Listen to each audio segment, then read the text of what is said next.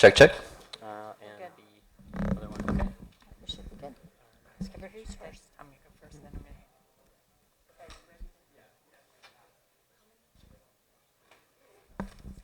to... Literally like 20 seconds. All right, good deal. Cool. Okay, we're all set, Gail. Ready when you are. Thank you. Welcome. I'm Gail Sassnett, Associate Director of the Bob Graham Center for Public Programs, and we are so glad to see all of you here tonight. This is the first program this year in our Explore More series.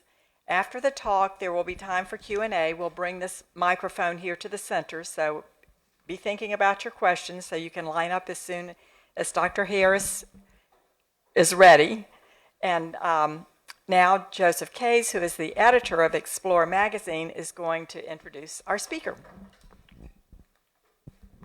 Thank you, Gail. So I'm really pleased to introduce Dr. John Harris as our speaker tonight. In the course of putting together this summer's Explore magazine special edition on the Internet of Things, which you can find some copies back there, I came to appreciate that John is one of the most knowledgeable people I have met about the emergence of the Internet of Things and its implication for all of our lives. And I saw everybody on their phones before, so you were all accessing it. So John joined UF's Electrical and Computer Engineering Department in 1993, and he became chair of the department in 2011. Today, the department is home to numerous world-class researchers working in interdisciplinary teams with colleagues both in the department and beyond to understand this Internet of Things, or IoT. John earned his bachelor's and master's degrees from MIT and a doctorate from Caltech, which is, that's pretty impressive to me. But his research focuses on the development of biologically inspired circuits, architectures, and algorithms for signal processing. He's published over 200 research papers in the area. So let's welcome Dr. John Harris. Thank you very much. Thank you for the invite. I'm not sure you're on. All right. Let me hold up. All these devices. Now you're on. All right, now I'm on.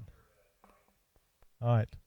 So, thank you for the invite. It's a pleasure to be here and talk about the Internet of Things. As Joe said, I'm the chair of the Department of Electrical and Computer Engineering.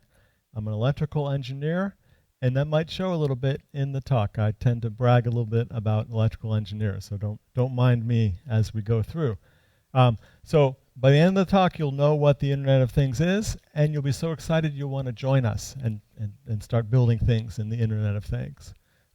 So this background is from the Florida Explorer magazine, right? You can read all about that, the articles that Joe put together online, and there's some issues in the back. So before there was the Internet of Things, what did we have? Okay, there was the computer. John Atanasoff invented the digital computer. Okay, you're probably wondering why I'm saying that to you. He was an electrical engineer. Now you know why I'm saying it to you. Graduated from Florida, 1925. Invented the digital computer in the 30s. Not a bad invention. So as chair of his department, I always like to mention him, and without the computer, we wouldn't have any of these things. Okay, so we needed the computer. What's the next thing we need for the Internet of Things? The Internet.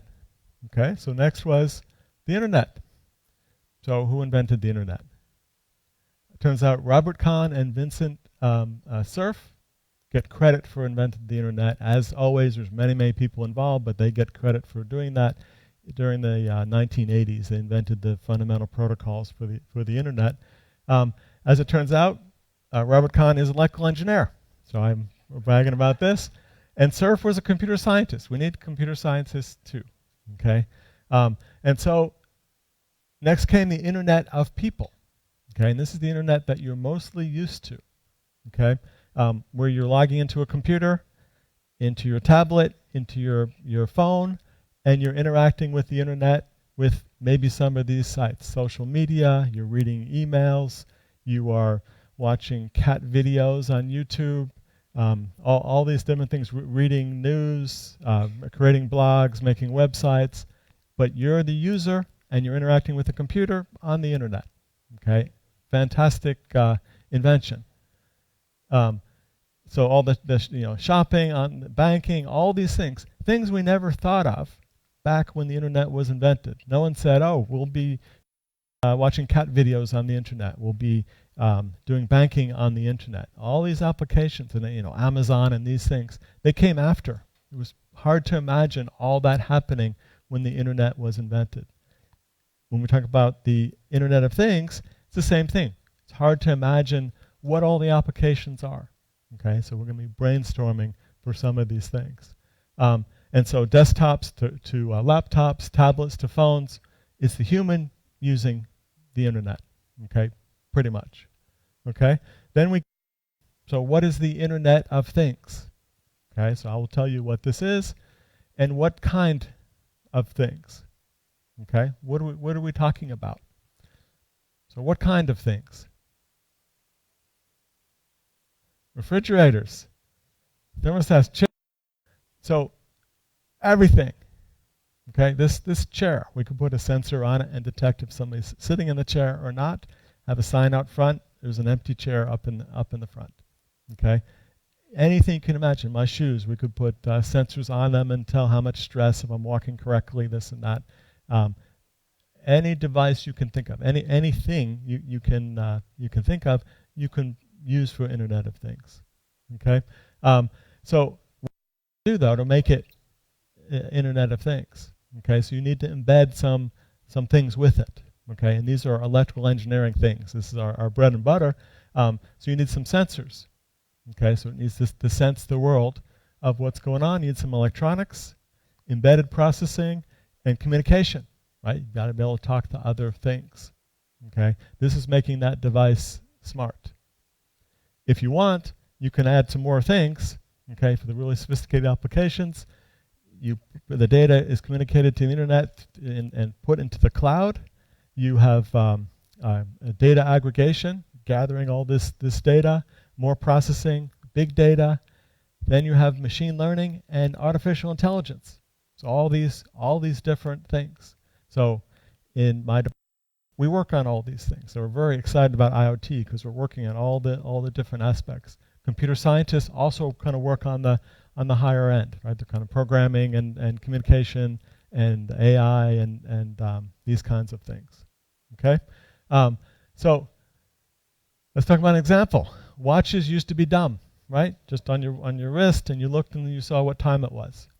But now we're going to embed what? Sensors, electronics, embedded processing, communications into your. Now we have an Internet of Things device. Okay, and this is the Apple Watch, for example, or other Android watches. Different things you might wear. If you look inside an Apple Watch, you want to get an electrical engineer really excited. You show them something like this, right? It's an electrical engineering marvel inside. There's 6 different processors, all kinds of different sensors, electronics. It's just amazing, right? What's inside of this small Apple Watch. So I'm a jogger, and so I wear my Apple Watch. I go jogging. I live in Hale Plantation. This is the route that I take. Maybe some of you are in Hale Plantation. You know this. It's like a 3.3 mile route. And because it's an Internet of Things device, when I run, that data goes up into the cloud. Okay, so that's interesting. There's also can tell me how fast I'm running. So here you see my first mile. I was very aggressive. I ran 12:35. The second mile I was a little more tired and I ran a little slower, and then I picked it up at the end. Okay, but this is a smart device. If I just had a watch, it maybe could have measured splits or something like this. It wouldn't know where I was running. We couldn't do this kind of thing. Certainly data couldn't go up into the internet. What else do we get from this? Well, we can look more in detail at the analysis of my pace. If I'm a real avid runner, I could analyze and see where my pace wasn't as fast and what was going on with that. It also gives you elevation. here in Florida is not so useful. It's just pretty flat when we run around.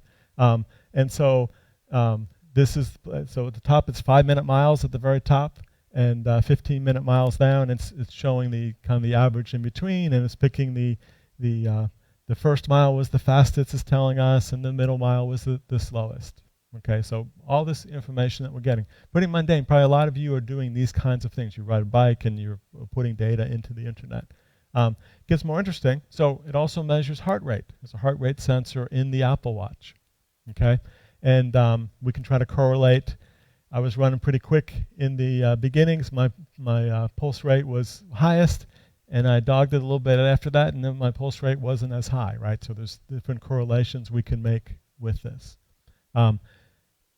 So this is all fun, okay? It turns out this is saving lives, okay? This is a picture of a teenager in near Tampa in Florida, and she was in church one Sunday, and she noticed that her watch gave her an alarm that her heart rate was over 190, okay? Which is a pretty fast heart rate. And her mom was a nurse, and they thought there must be some mistake. What's going on with this? They tried to measure her heart rate. It was difficult. She went to the emergency room, and they said, in a nick of time, if you waited longer, you could have died. Okay, she had a problem with her kidney, and something was going on, and she needed to go in right away. She didn't even sense anything was wrong. Her pulse went up that high. So this simple Internet of Things device saved her life. It was a Christmas present that someone had given her. Fantastic, okay? But we can do much better than this, right? This is just the beginning of things. And there's you know, at least 10 different people that claimed the Apple Watch has saved their lives. So we got bathroom scales. And so I'm not a nerd, but I've had an Internet of Things bathroom scale for the past 8 years. So when I get up in the morning, I get on the scale, my body weight goes up into the cloud. I don't need to do anything, okay? Just automatically goes up there. If I wanted to, it could post on Facebook, things like this. What my weight is every day, I don't do that part. Yes. So there's a funny story about these scales. So it also recognizes who you are. So if someone else gets on the scale, it also measures your body mass index and body fat and things like this. It measures the current between your feet, and it does an estimate. It knows what your height is, your weight, obviously, because it's measuring it. And so it can measure all these things. So if someone else gets on the scale, it's not confused that it's me, right? And it'll maybe gather data on another person. So as it goes, there was a husband got in some hot water. Seems his wife had one of these scales, and she got a tweet one day and said, "Congratulations, you've lost weight. You bet your target weight."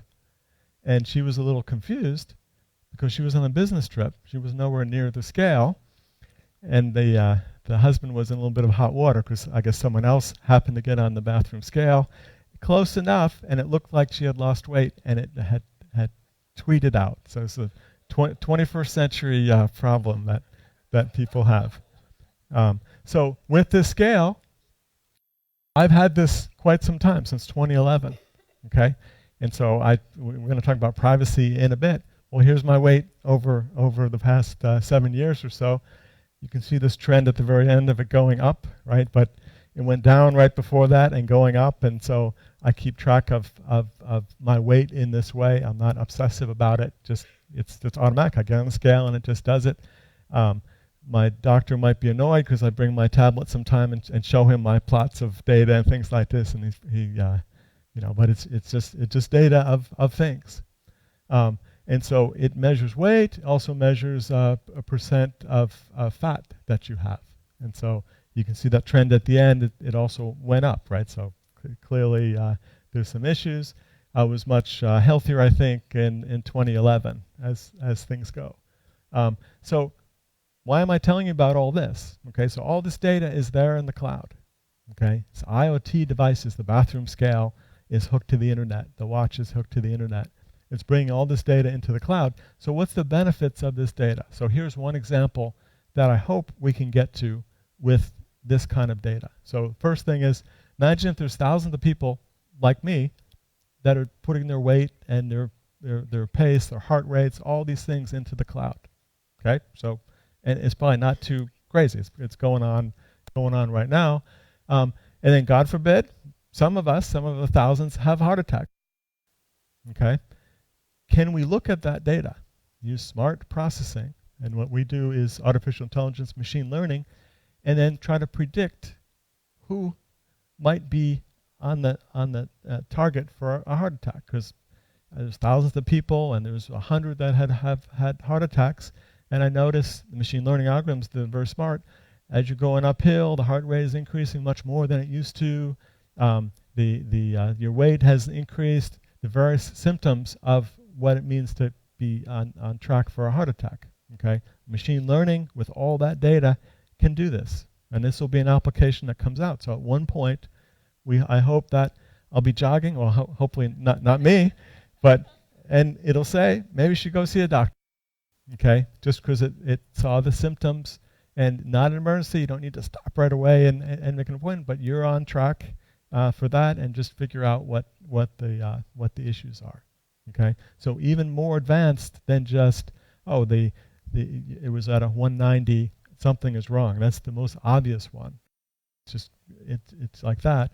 But heart attacks sneak up on people. I've had friends from college have heart attacks, and they survived, thankfully. But it sneaks up on you. You go for checkups, no problem. Next week, jogging, have a heart attack. Okay, so this kind of thing could help with that. Okay, what do the doctors do if they're really concerned about your heart and things like this? They do a stress test, right? They measure your heart rate as you're running. Okay, that's what this is, right? You're gathering data every day, and so we can do much better than trying to make an appointment for an expensive test. We have all this data going on. This is the Internet of Things. The Internet of Things is here right now. We don't have to wait for it. It's here as we speak. Let's talk about policy issues. Since this is a policy forum, there's some things here, and probably already thought of some of these things as I'm standing here. So I showed a plot of where I jog, and you could see exactly where I live because I run that route when I go running. I want to do it every day, but every week or so that I run. Some privacy concerns with that. Also, if I'm away on vacation, I go to California, I jog and people can see I'm running in California somewhere or overseas or something like that. So people can see that data, and they know where I am. They know what my routine is. They know where I live. This is privacy. This is a concern for people. And so that's just one concern of this. So when I want to do this big experiment, gather all this data, we have to be very careful about the privacy of people, because they might not want. I don't mind putting my data up, but there's a lot of people I don't think would want to put their weight up and things like this. Okay, so how do we treat that? What are the laws we're going to do? What's the ethics of how to handle all this data? Gets even worse, and some of you might have seen this news article, is it turns out there's an island there you can see in the picture in the Indian Ocean off the coast of Africa and India, and it's a secret military base, as it turns out. I didn't know anything about it until there were news reports, and you see those kind of lines. There's like a heat map that was done with Apple Watch data and things like this. There were soldiers there in that secret military base, and they're jogging. And they're jogging around the island and this kind of thing. Most are going on short jogs. You can see it's very bright at one point. That's probably where their headquarters is. And the more industrious ones are going around the whole island. This was on the internet, and this secret military base is no longer secret, because all the soldiers were putting all their data in the cloud, and the provider just had it available for all to see. Okay, so this is another issue for privacy. So the U.S. military has now new rules about these devices and about what you can put into the cloud, so you don't reveal your locations. Who owns the data? Okay, and we have this problem with social media, Facebook, right? Do they own your data? You own your data. People hack into it and steal the data. We have the same problem here. Okay, so just this one simple example, the Apple Watch and the ecosystem that we have around it, we're running into all these different issues. insurance rate. So you notice at the end my weight was going up a little bit the last 6 months or so. So how about if my insurance company calls me and says, you know, your rates are going to be going up a little bit because we noticed that your weight was going up. Or when you last couple times you ran, it wasn't as fast as you used to, and your heart rate was higher, we're going to give you higher insurance rates. Okay? So is that okay? Is that something that we would allow? Things we have to talk about, new things that we never had before to think about. Cybersecurity and safety. So with the watch, not so concerned about safety, but if it was some kind of a pacemaker or something like this, I'd be very concerned if someone can hack into it and cause troubles, right? That would not be good. So cybersecurity is a huge problem for the Internet of Things, right? We have to build secure systems. So let's talk about other IoT applications. So, for example, smart parking. I talked about the chair here. So if you park at UF, you know there's a huge problem with parking. You go in a parking garage, and you don't know if there's a spot at the top or not. And you go around and around and around, you get to the top, and there's no spot. So Internet of Things, put a smart device in the parking spot. At the entrance, it says where the empty spots are. You see in some big cities, there are these kinds of systems. Very simple, saves a lot of time, fuel, and aggravation. Right? It's a nice thing to have. It'd be nice on campus. You come on campus, and I park in the Larson lot. If you come after 8:30, there's no spots. Be nice if maybe my phone beeped and said, "Don't even go to the Larson lot. There's no spots. You got to park at the far lot." This is the Internet of Things helping us out with all of this. Autonomous vehicles are the next thing. I don't want to be driving my car, right? So we put sensors, electronics, communications, embedded processing in automobiles, put some smarts for driving, and it's an IoT device. A big, sophisticated device, lots of sensors, lots of processing, but still an IoT device. It's communicating, putting things in the cloud, figuring out the best routes to go, communicating with other cars. It's an IoT application. And we can go on and on. Medical devices, people with more serious medical troubles are not just wearing watches, they're wearing other devices, and we can be tracking things with that, putting data in the cloud, sending data to your doctor automatically if you have a more serious illness. There's smart homes, smart thermostats, smart refrigerators we talked about, smart doorbells, right? Gathering all this information. People have, what's the Amazon device? Alexa. So Alexa and Google Home and these things that you're talking to devices. You can have your lights turn on by talking to devices, all connected to the internet. You can be at work, turn off your lights, turn the fan on, answer the doorbell, all these things. So this is all Internet of Things. Internet of Things is already here, okay? Much more is going to happen, but it's not like, oh, we're talking about the future. It's happening right now with all these different applications. So smart homes.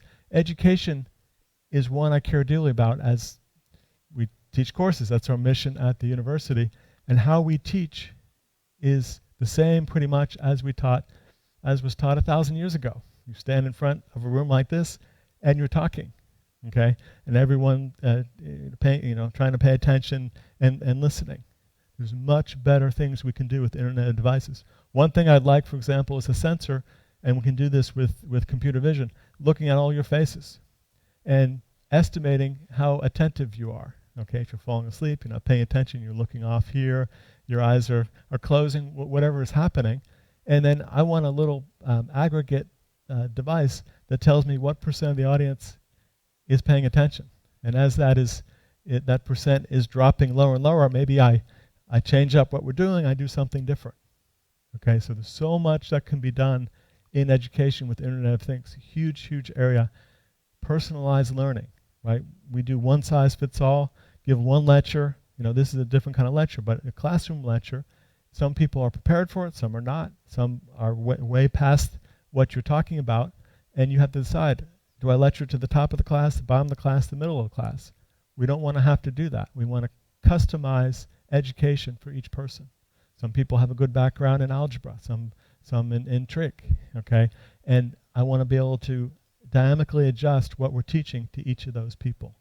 Okay, so it goes on and on with different applications. Transportation, agriculture, manufacturing, lots of different things, right? And you can just brainstorm yourself, putting smart devices everywhere, what you can do with different applications. Okay, it's all about the data. Okay, and you know from the Facebook stories and all this, the data is very valuable, right? You're not paying for Google Mail, you're not paying for Facebook and all this, because they're getting your data. Okay, Internet of Things, it's the same story. We want your data. Your data is very valuable. You're tracking where you're going, and for these devices, it's very valuable.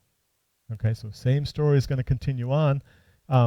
And so just in terms of the amount of data that's out there, this is not just Internet of Things, just out there, 2.5 quintillion bytes of data. So what's a quintillion?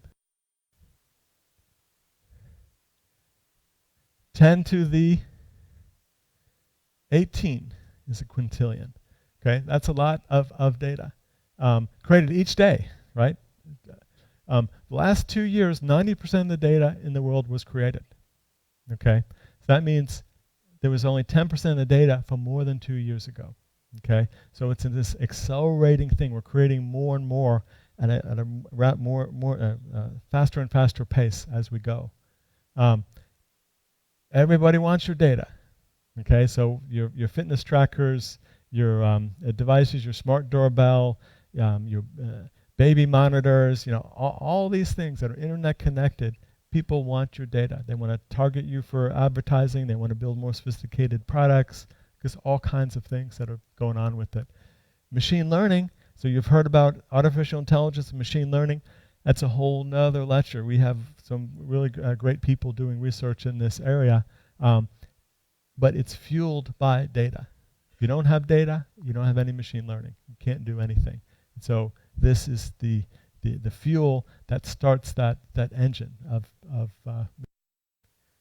okay. So let's look at this this plot. This is telling us the number of internet connected devices that are out there from 2010 to 2020, and so estimating for the future. And the dark blue in the bottom is mobile phones. So we have more mobile phones connected to the internet than PCs and laptops and tablets. Okay, so the next one up, that light, whatever it is, that light grayish color, is PCs and laptops. There's not so many of those. Okay, not so many. This is billions on this axis, right? But relatively not so many. And the white is tablets. There's fewest of those. But that blue color at the top, that is the Internet of Things devices. Okay, because we're saying cell phones and tablets and computers, even though they have sensors, they're connected in and all this, we're not counting that as Internet of Things. It's the other devices that we're interested in. The phones and tablets and laptops, this is the Internet of People, right? You log in and you do stuff there. The devices is the Internet of Things. That is the other things that are there, and you can see the growth rate. So the mobile phones, it's pretty flat. It started at a little bit over 10 billion in 2010, and by 2020 it went up to 15 or to 12.5 billion or so. Okay, so there's growth, but it's not so much. The tablets, it has grown, but not so much. But look at the blue, rapid growth, and it will continue past 2020. Okay, so this is this revolution that's happening. It's Internet of Things happening in many cases without you knowing it. Sensors are being put in all kinds of places. Agriculture, farmers are using these things. Manufacturing, the clothes you're wearing are manufactured with Internet of Things devices. Maintenance of machines. This is a boring kind of thing, but maintenance costs a lot of money. And if you wait till a machine breaks, even more money to fix it. So you put sensors on it and try to predict, it's going to break pretty soon, and then we do maintenance on it, and it won't break. Save a lot of money this way, but it's not this very exciting application to talk about. But it's, again, Internet of Things that's being used with that. So predictions, by 2025, 50 billion IoT devices. Okay, so huge number. The joke is, you have 1 billion here, 1 billion there. Pretty soon you're talking about real numbers, right? And so 50 billion is still a big number. find what we're here. So we're at 2020, we're closer to 30 billion. Okay, so this is going to increase even at a faster rate to get to by 2025. It's predicted to be $3 trillion, the market. $3 trillion by 2025. For this reason, almost every company out there is interested in IoT. Google, Facebook, Apple, Microsoft, Cisco, Texas Instruments, National Instruments, every company you can think of is interested in this. They all want a piece of this pie, okay? And it's why you should be interested too. It's a revolution that's exponentially increasing, and it will be changing our lives as we go. So I'm going to end by saying why UF is the right place to do this this research. So first, we're a top 10 public university, right? Happened last year, first time in our history. It's fantastic. So let's be the kings and queens of IoT. Kent Fox is here. We took this picture with the Explorer magazine in the back. And so the president of the university is leading us into the top 10. Provost and a lot of people are helping us get up there. We're going to be top 5 in a few years. This is all great news. Kent Fox is a electrical engineer. Okay, so it's good to put an electrical engineer in charge. Okay, so Satya Simoto is the one that got us thinking about Internet of Things. Of course, I already had my Internet of Things scale at home, but I didn't think it was something we should focus on in research. Everyone was doing various things related to Internet of Things, but we didn't focus it in any certain area. Satya Simoto is a PhD graduate electrical engineer from our department. He founded 4 companies. One of them is the AT&T of Japan. So he's made billions of dollars. He gave us back $1.5 million to endow a professorship in the Internet of Things. Okay, so he said you should look at this area. You should focus on it, and I'm going to give you some money to make sure you think about it. And so that got us going. We're still looking for this position. If you know anybody, senior faculty member from another place that we could recruit and steal here who would fit for this, we'd like to meet them. So Satya Simoto got us thinking about that. One of our alums giving back to us. Another alum of ours is Warren B. Nelm. Okay, he graduated in 1959, and his son actually is a mechanical engineer, but a Gator. It's okay. We like all the majors, right? It's no problem.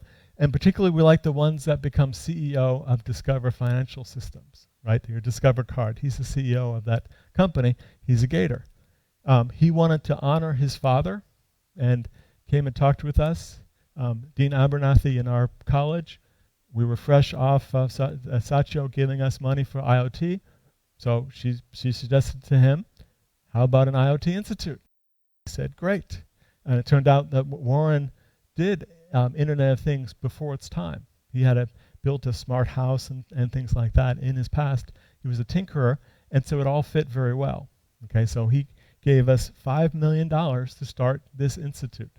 Okay, so this is fantastic. This is an example of a son honoring their father, giving $5 million. So my son Noah is over there. He's a freshman at UF, and if you want to honor your father, $5 million might be a good thing to do. So this Nelms Institute, we're getting off the ground. We bring faculty in, and so there's a bunch of faculty here. Some faculty, they heard about this institute, they wanted to join. And so we've hired faculty from other schools to come here, and we're hiring more. Okay, and there's more faculty being added to this. The institute is going to teach special courses, workshops, have competitions, all kinds of course, research labs, special research, things like this. So the focus of IoT research on campus will be this institute. So this is a good thing. So YK Yoon is a professor of ours over there, and he's maybe not up here, but he'll be part of this Internet of Things. He is working on a sensor for buses in Gainesville to detect if you have a bike, it'll let you know if there's a free slot in the front of the bus to put the bike on. Is that correct, YK? Yes, and so this is part of the Internet of Things, right? A sensor connected to the Internet giving you useful information, these of things. Okay, so Herbert Wertheim, 2 years ago, I guess, gave the College of Engineering $50 million. Also an alum of Florida. He was actually in our department. He was an electrical engineer, so I'm bragging more and more about electrical engineers. And that gift named the college. It's the building that's being built. I don't know what direction it is, but north of the Rights Union, you see all the construction there. That's going to be the Wertheim building. Okay, so he's given the money for this building, and there's a new building that's going to be formed because of his donation. There was other gifts that were part of the deal, and there'll be a building for my department and the computer science department, and the Nelms Institute will be in that new building. Okay, so we're fundraising for that building. So if you care to help us in that effort, we can talk to you. But so this gift coming back to the college is helping us in what we're trying to do with Internet of Things. And so this Internet of Things Institute is leveraging existing strengths. So I don't want to go through this too much. We have strengths in machine learning, Center for Big Learning, and NSF Center. We have the Computational Neuroengineering Lab. That's a lab I'm a part of. We have Cybersecurity Center. It's called FIX Research. And hardware security is one of the strengths. We're probably top in the country in hardware security. If you think about IoT, that's a good match. We're going to leverage that strength that we have in security to build secure Internet of Things devices. We have strengths in cloud computing and embedded computing. The MIST Center does the fabrication for Internet of Things. So they'll do MEMS sensors, and other MEMS devices, antennas, kind of the fabrication side of it. And so we're leveraging all these strengths that we have to build a strong institute in the Internet of Things. So we need more than electrical engineers. I kid about electrical engineers. We need more, and more than computer science. Okay, so we need all the engineers to be involved with this, and all the engineers are welcome to be part of the center. So there's this iStreet project you might have heard about. There's a UF Transportation Institute is in the Civil Engineering Department, and they are working with the city of Gainesville to get this autonomous bus. Okay, and there's been some delays, but soon you'll be able to ride from downtown to campus on this autonomous bus. So you'll get on the bus with no driver, doors will close, and it'll drive you where you want to go. Okay, so another Internet of Things device that you'll see soon in Gainesville. The power grid is a huge application, putting smart sensors all over the place. We have faculty in various departments that are working on that, mechanical and ISE and chemical engineering. There's new materials we need from material science, smart bridges and roads and things like this from civil engineering, biomedical engineering, of course, smart healthcare devices. So lots of different applications. So not just electrical engineers, not just computer science, all engineers, and even more, we want all of you, okay? So it's not just an engineering thing, okay? Not just a technical thing. We need everybody. So we need everyone to be more technically minded, okay? That's one wish we all have. But more applications. So whatever you do in your life, you're a nurse, you're a doctor, you're a lawyer, whatever you're a teacher, whatever your application is, if there's something we can do with Internet of Things, we'd like to talk to you about it. There's some application that we can push. Okay, so all of you, it could be your hobby, your profession, whatever it is that you do. And then we need help on the policy side.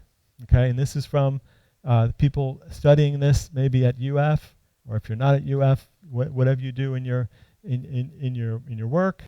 So the ethics of these things. So there's a lot of debates about autonomous vehicles. If I'm going to have an accident, I can turn to the right and I kill fewer people than I go to the left. These kinds of things. What's my choice? These are some of the ethical discussions that people have. when you train systems using artificial intelligence, there's a lot of times bias. So there's certain groups that it doesn't work as well for. Okay, that's not so good, right? And so it shouldn't just work on white males, okay, who probably the people that built it. It should work on everybody. So there's an ethical side to many of these things. From the legal side, okay, that autonomous bus that's in Gainesville, it runs somebody over and breaks their toe, okay? There's a lawsuit. Or who's in charge? Do we sue the manufacturer? Is it the city? Is it this? What are the laws that'll be there? Autonomous vehicles are going to, in the end, after the transition to all autonomous vehicles, are going to save lives. Okay, we're not going to have people distracted driving, drunk driving, not paying attention or being too tired. These kinds of things. Machines won't have those troubles. So we're going to cut by many tens of thousands the number of people dying per year if we could switch to autonomous vehicles. Okay, and that's just around the horizon, right? We're just about there where that could happen, right? Saving lives is real important. Philosophy of things, education we talked about. How can we do education better for these things? Workforce development and policy. How do we do these things? Okay, so I think I'm just about time. So if you want to get involved in IoT, this is me. My email me or come talk to me. I want to talk to you. Social media, of course, we're on social media. You can follow things that are going on in the department. We offer courses in IoT at undergrad level, grad level. We're going to have workshops, different events, seminars, and things like this. So come out and see more what's going on. Of course, applications, support of any kind is always welcome. And finally, go Gators. Okay, thank you.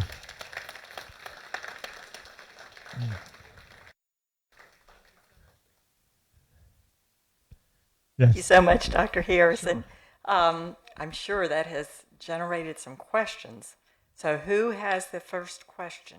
Come to the microphone. Because we're streaming and recording this, it won't pick it up unless you're here at the microphone.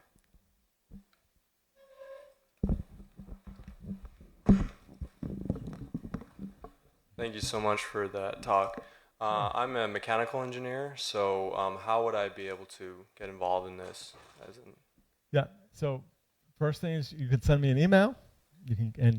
We'll invite you to come by the lab. We can show you the things that are going on in the lab.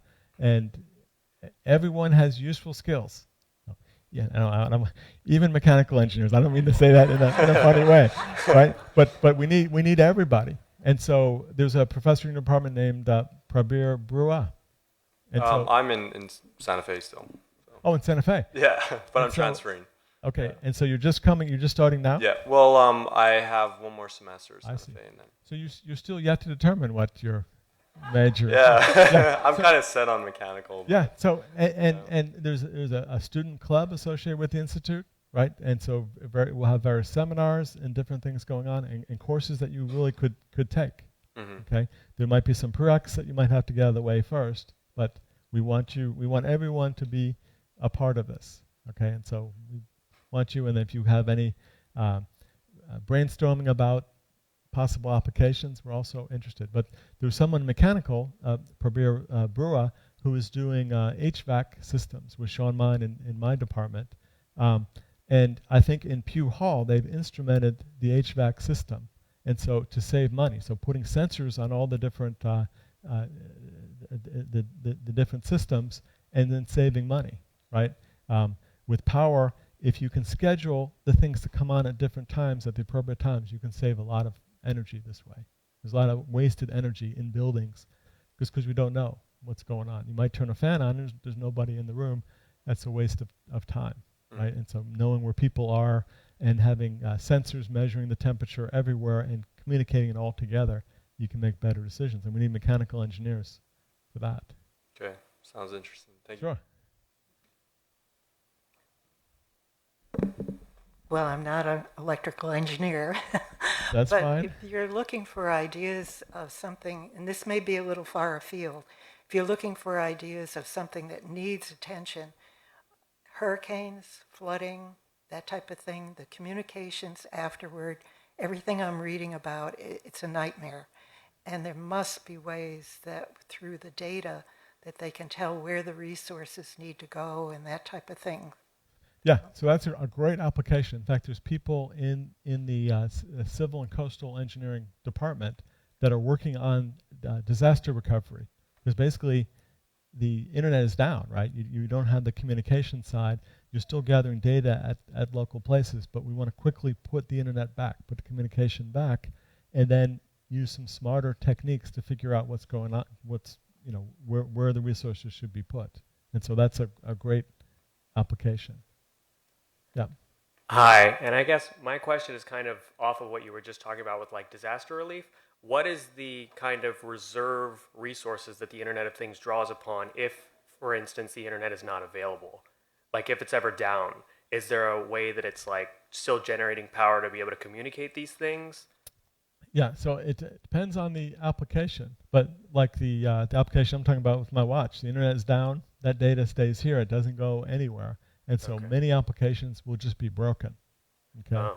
But we need to be smarter and have another line of communication, another way of communicating information, different technique that doesn't rely on the internet. There's many applications of Internet of Things that don't use the internet, right? As long as they're communicating with one another and they're gathering data and doing these things. So in agriculture, you have sensors, for example, that are measuring the ground is dry. We need to put water there. And you don't need to go all the way to the internet to tell the sprinkler, put some water down in this place. And so there's some that are robust to that internet drop. But coming from electrical engineering, when power is out, it's a big problem for us, right? So we want to make sure the power comes back. And this disaster recovery is an important topic, especially in Florida with the hurricanes and things, of how to quickly put things back in place, even though you haven't put the main power lines and all this back yet. Thank you. Sure. Hi, hello, thank you for your talk. Sure. I'm actually an entomologist, and there's a lot of ideas that come to my mind Yes. of things that we can do. But actually, I want to go with a question that goes in the opposite direction. So casually, I came upon this piece a few days ago that talked about all the buttons in our life that actually don't do anything, right? On crosswalks, on elevators, on doors, Yes. that they actually serve a psychological purpose, right? Of giving people agency over systems that they don't actually have. So with all this Internet of Things, how are these things being incorporated to reduce the anxiety of having no control over all the appliances and instruments that go around you? Yeah, so this is a great question. So autonomous vehicles, riding in, if you ever rode in a Tesla or something on autonomous mode, it's very scary, right? It's driving and you're in the car. So the anxiety is there. You have all these devices. You're being told it's doing much better than you could ever do in whatever the task is, right? It's watering your plants better than you could. All of these different things.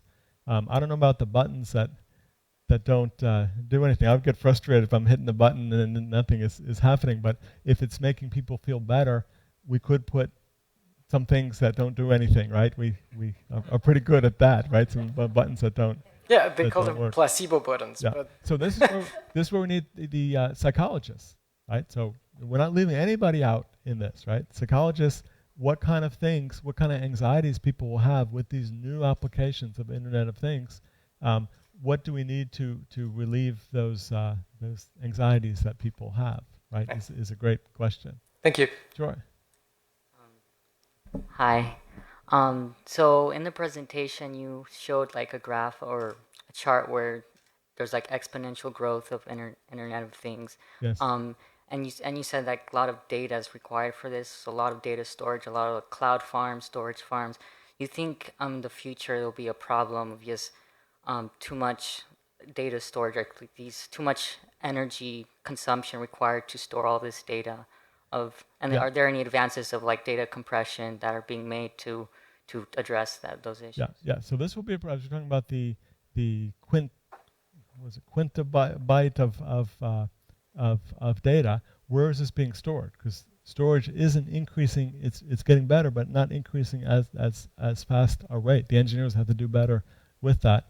And so there's things we can do with compression better. Again, artificial intelligence, machine learning, we can do better compression algorithms. We can maybe pull features out of the data to compress it, because we know what's important in the data and what's not, okay, to do different applications. So I showed the data of me running around. Well, surely you don't need every data point and things like this. So depending upon the application, we can do better with saving the amount of data and just keep the important data for that.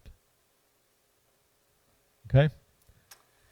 Hi, I'm David Norstedt. I'm a Gator computer engineer. Oh, very close to fantastic. So I have a question about the communications. Yes. There's a lot of different ones, Bluetooth and Wi-Fi and LTE and all these ones. And the past year and a half, I've been playing around with LoRaWAN, which is a protocol. It sends small amounts of data for long distances and low power. Okay. And I'm interested in a lot of questions about, well, how is this going to roll out? Like, is the city going to do it? Is the government? Is UF? Are people going to set up private networks? And then you also have to worry about, data and policy and who has this data and what's. So this is a Wi-Fi solution, or what's the application? Well, the one I'm doing is LoRaWAN. Now, of course, we've got all these different wireless technologies, so they're all going to be playing in the game in some sense, right? Yeah. The one I'm setting up is LoRaWAN. It runs at about 900 megahertz, and it sends small amounts of data for miles, which is what got me really interested in it. I see. So I've got a few of these devices around the house. I've got one at the hackerspace in Yes. town, and I've been playing around with it, and I've been going around, trying to get people interested to set up gateways around the area. So Yeah, well, you need to come by and talk to us. Okay. Power, when you have devices that are not hooked to power, right? The power consumption is crucially important, right? So many of these applications, you're not plugged into the wall, and so communication still has to be there. And any lower power method is in great demand, and so we want you. Come and talk to us. Some of us. We have communication faculty that would love to talk to you more about your endeavors there. Okay, that sounds great. Do you have any idea about how things would roll out, like at UF? Like, would it be a Wi-Fi canopy that you kind of mesh everything together? Yeah, so I'm not as familiar with this thing, but Okay. if you come by, I'll point you to the right faculty who will know much more than me. Okay, thanks. Sure.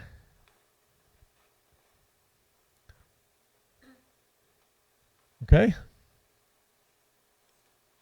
Any more last-minute questions? Anyone else have a question? Well, then let's thank Dr. Harris for being here. Okay, thank you. Very, very nice. All right. Sure, that was fun.